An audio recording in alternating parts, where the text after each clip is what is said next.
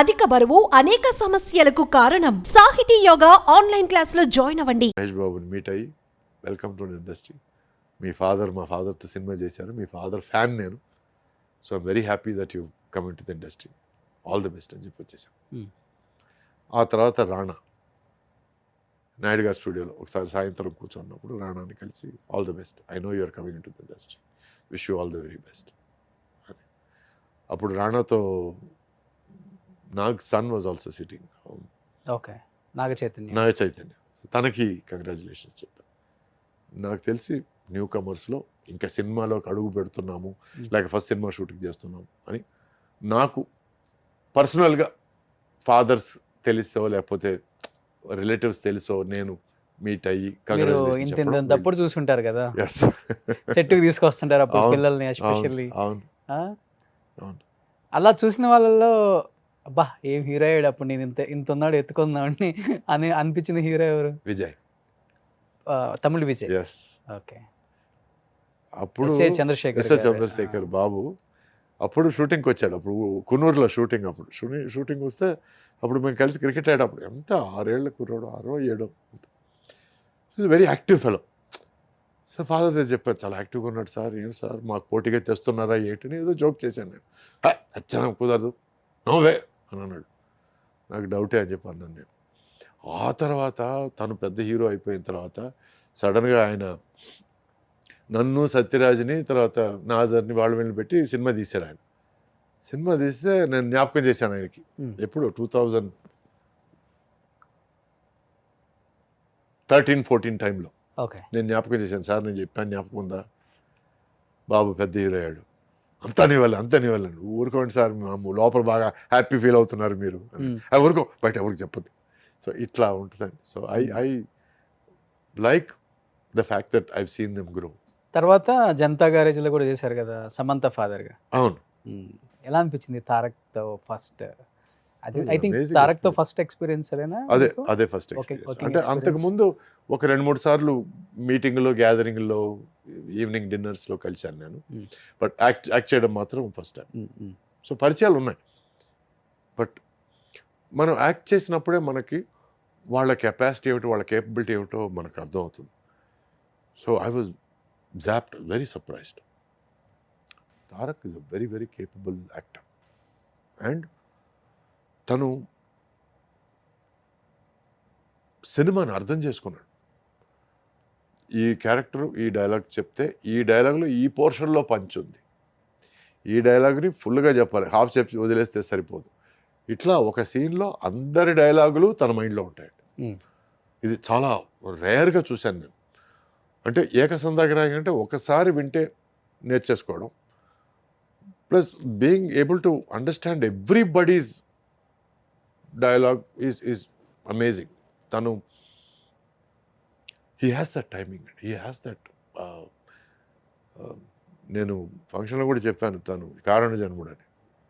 So he is that, he is something very special. అంటే especially Tarak గురించి వింటుంటాం, ఆయనతో వర్క్ చేసిన చాలామంది ఆర్టిస్టులు మా షోలకు వస్తుంటారు కాబట్టి, వాళ్ళ తాతగారి జనరేషన్లో ఉన్న హీరోస్ అన్నా, ఆర్టిస్టులు అన్నా, వాళ్ళ బాబాయ్ గారి జనరేషన్లో ఉన్న హీరోలు, ఆర్టిస్టులు అన్నా కానీ ఇప్పుడు వాళ్ళతో వర్క్ చేయడానికి వస్తారు కదా, ఒక ఫాదరో, ఒక తాతో, ఒక బాబాయో, ఆఫ్ స్క్రీన్ ఒక సొంత బిడ్డలాగే ట్రీట్ చేస్తారు ఆయన.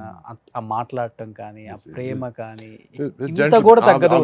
ఆమె స్టార్, రెస్పెక్ట్, ఆమె బిగ్ స్టార్, ఆమె పాన్ ఇండియా స్టార్, ఇలా ఉండదు. డెఫినెట్గా మంచి మర్యాద. ఒక మనిషిని చూస్తే జనరల్గా కమెంట్ ఇస్తారు, అతనికి మంచి మర్యాద బాగుందండి అని. దానికి తారకాణం తారక్. ఓకే, రెస్పెక్ట్ ఇచ్చి మాట్లాడతారు. అంటే ఈరోజు ఎవరో తెలీదు, ఏమిటో తెలీదు, ఒక సినిమా ఆడి ఉంటుంది, రెండో సినిమా సుమారుగా ఆడి ఉంటుంది, మూడో సినిమా ఆడి ఉండదు, మొత్తం ఇండస్ట్రీ అంతా తన చేతిలో ఉన్నట్టు మాట్లాడేవాళ్ళు ఉన్నారు, చూసుంటారు కూడా. యువ హీరోలు కానీ లేదు, 1-2 సినిమాలు కమెడియన్గా యాక్ట్ చేసి మూడో సినిమా హీరో అయిపోగానే ఈరోజు నేను హీరో అయినందుకు చాలా హ్యాపీగా ఉన్నాను. హీరో అనేది బాధ్యత అండి, అది క్రెడిట్ కాదు. హీరో అనేది బాధ్యత, హీరో అనేది బరువు, హీరో అనేది ముళ్ళ కిరీటం.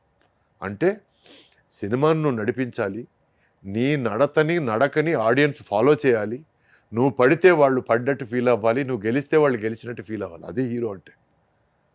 సో అది అందరి వల్ల మోయడం కుదరదండి.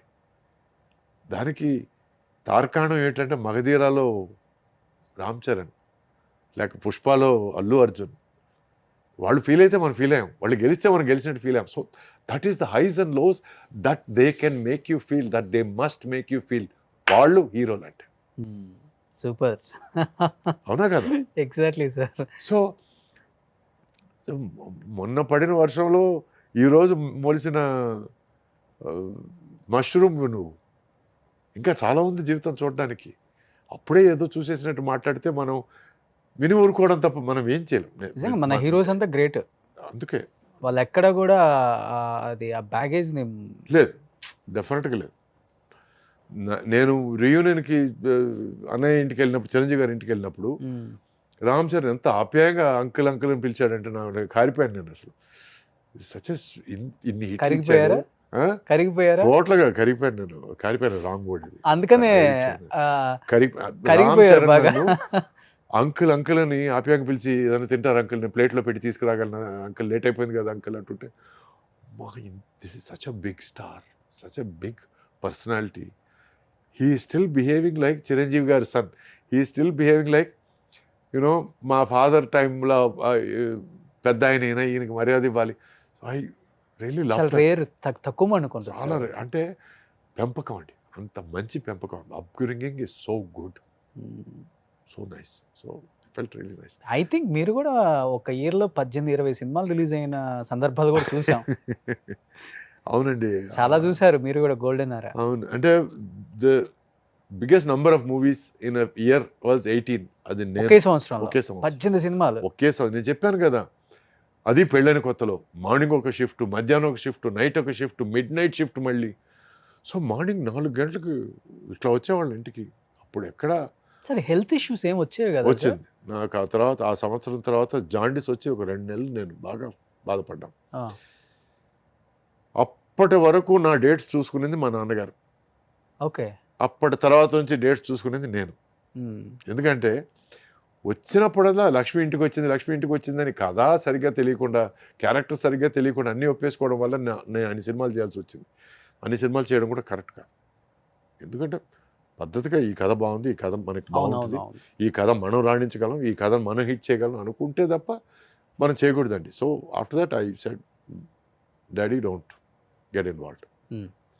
అప్పటి నుంచి నేను కొంచెం లిమిట్లో సినిమాలు చేయడం స్టార్ట్ చేశాను. సో ఎందుకంటే దానివల్ల మనశ్శాంతి పోద్ది, హెల్త్ పోద్ది. దానివల్ల మనం టెన్షన్ పడకూడని సినిమాల కోసం కూడా టెన్షన్ పడుతుంటాం. ఎందుకంటే ఆ సినిమా షూటింగ్లో ఎంటర్ అయిన వెంటనే ఎక్కడో అర్థమైపోయింది, ఓ ఇదేదో బ్యాడ్ సినిమా, ఇది ఆడదు అనే ఫీలింగ్ వచ్చేస్తుంది. వచ్చినప్పుడు దాని గురించి కూడా అయ్యో ఆ సినిమా ఆడితే బాగుండే, మనం ఉన్నాం కదా అనే ఫీలింగ్. అంటే ఎందుకని నాన్న కూడా అన్ని సినిమాలు ఒప్పుకోవడానికి రీజన్ ఏంటి? అంటే ఫైనాన్షియల్ గా కొన్ని సినిమాలు ప్రొడ్యూస్ చేసి కొంత చితికిపోయి ఇబ్బంది పడ్డారేమన్నా?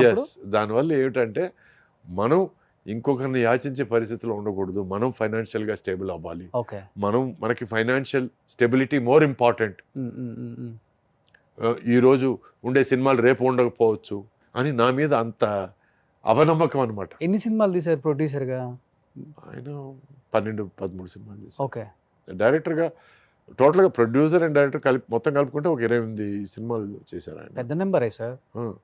సంపాదించిన మొత్తం పెట్టాల్సి వచ్చింది మొత్తం. ఆయన లైఫే రొటేషన్ అండి. ఓకే. ఈ సినిమాలో ఏదో కొంత వచ్చింది అనుకుంటే దీంతో పాటు ఇంకొంచెం అప్పు తీసుకొని మొత్తం ఇంకో సినిమాలో పెట్టడం. అండ్ లాస్ట్ అడ్వైస్ ఏమిటంటే, రే దయచేసి నువ్వు ప్రొడ్యూసర్ మాత్రం కాకురా అని. దురదృష్టవశాత్తు నేను ప్రొడ్యూసర్ అయ్యాను, నేను డబ్బులు పోగొట్టుకున్నాను. ఆర్థికంగా ఇబ్బందులు పడ్డాను. బట్ టీవీ అనే ఒక దేవత నన్ను కాపాడింది. టీవీ రంగంలో 8-9 సీరియల్స్ మా వైఫ్ పేరు మీద ప్రొడ్యూస్ చేసి తన చేతి మీద ప్రొడక్షన్ చేయించి కొంత నేను నిలదొక్కున్నాను. So I have to thank that media. ఇప్పుడు ఏంటి సార్ ఆర్థిక పరిస్థితి? Are you happy? I'm peaceful. Okay. అంటే ఇప్పుడు యాక్టింగ్ చేస్తూ సర్వైవల్ అవ్వాలా లేకపోతే ఓకే జరుగుతుంది ఇబ్బంది? ఓకే. ఇప్పుడు ఓకే. ఎందుకంటే నాకు ఇంపార్టెంట్ ఏమిటంటే 3 పూట్ల తిండి అండి, కట్టుకునే గుడ్డ అండి, పైన నీడ అండి. దీనిపైన ఏం వచ్చినా బోనస్ అనండి, అది నేను నమ్ముతానండి. అదే కర్మ సిద్ధాంతం నమ్ముతారు కదా. Yes, exactly. ఫస్ట్ చెన్నైలో స్పోర్ట్స్ కార్ కొనింది నేనండి. ఓకే. అప్పట్లో 16 లక్షలు అంటే అప్పటికి 16 లక్షలకి సగం టీ నగర్ కొనొచ్చు. అట్టాడిది అంత డబ్బులు పెట్టి స్పోర్ట్స్ కార్ కొన్నానంటే, అంటే నేను అప్పటిదాకా జీవితంలో పెద్ద ఆడంబరాలు ఇవి చూడలేదు. సడన్గా డబ్బులు వచ్చేసరికి దాన్ని ఎంజాయ్ చేయాలి, మ్యాక్సిమం ఎంజాయ్ చేయాలనే ఫీలింగ్తో వీటన్నిటి మీద ఖర్చు పెట్టాను. ప్లస్ ప్రపంచంలో అన్ని దేశాలు తిరిగాను. నాకు వచ్చిన డబ్బులంతా మ్యాక్సిమం దానికే ఖర్చు పెట్టాను. ట్రావెలింగ్. ఓకే. అప్పుడు ఏదైనా ఒక సినిమా హిట్ అయితే నేను బ్యాక్ ప్యాక్ వేసుకొని యూరోప్ అంతా ట్రావెల్ చేసేవాడిని. ఓకే. దానికి 2 కారణాలు. ఒకటి, డబ్బులు వచ్చాయి కదా మనం ఇప్పుడు ఖర్చు పెట్టచ్చని. రెండోది ఏమిటంటే, ఒక సినిమా హిట్ అయితే సార్ మీరు ఇంద్రుడు సార్, మీరు చంద్రుడు సార్, మీరు సూపర్ స్టార్ అనడానికి రెడీగా ఉంటారు చెక్క భజనలు చేయడానికి.